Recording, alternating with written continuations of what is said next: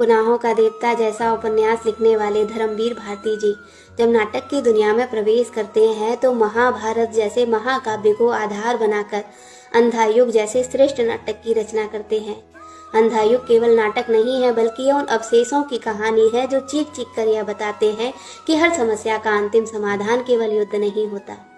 यह नाटक महाभारत के युद्ध की समाप्ति पे प्रारंभ होता है।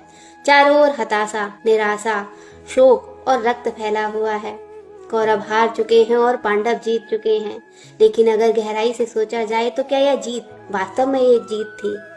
यह नाटक हमें बताता है कि युद्ध चाहे धर्म के लिए हो या अधर्म के लिए हो, वह केवल विनाश ही लेकर आता है।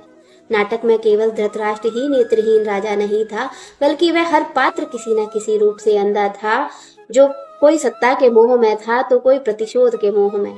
धृतराष्ट्र का मोह अंत तक समाप्त नहीं हुआ। गांधारी का मोह श्राप बन चुका था। अश्वत्थामा केवल बदला नहीं ले रहा था, बल्कि वह इस बात का गवाह था कि क्रोध कभी शांति नहीं ला सकता। और कृष्ण का पात्र दर्शाता है कि किस प्रकार ईश्वर भी मनुष्य के कर्मों के सामने असहाय हो जाते हैं। यह नाटक हमें सत्य और असत्य के मध्य भेद करना बताता है कि किस प्रकार असत्य का साथ देने पर श्रेष्ठ कर्ण भी तिरस्कार का पात्र बनता है और अर्जुन भगवत गीता का अधिकारी बन जाता है। नाटक हमें बताता है कि जब समाज में स्वार्थ, घृणा और अनास्था हावी हो जाती है तो अंधा युग लौट कर आ जाता है। जब विवेक मर जाता है तब हर युग अंधा युग बन जाता है। यह नाटक चेतावनी देता है कि प्रतिशोध की अग्नि केवल विनाश ला सकती है, समाधान नहीं।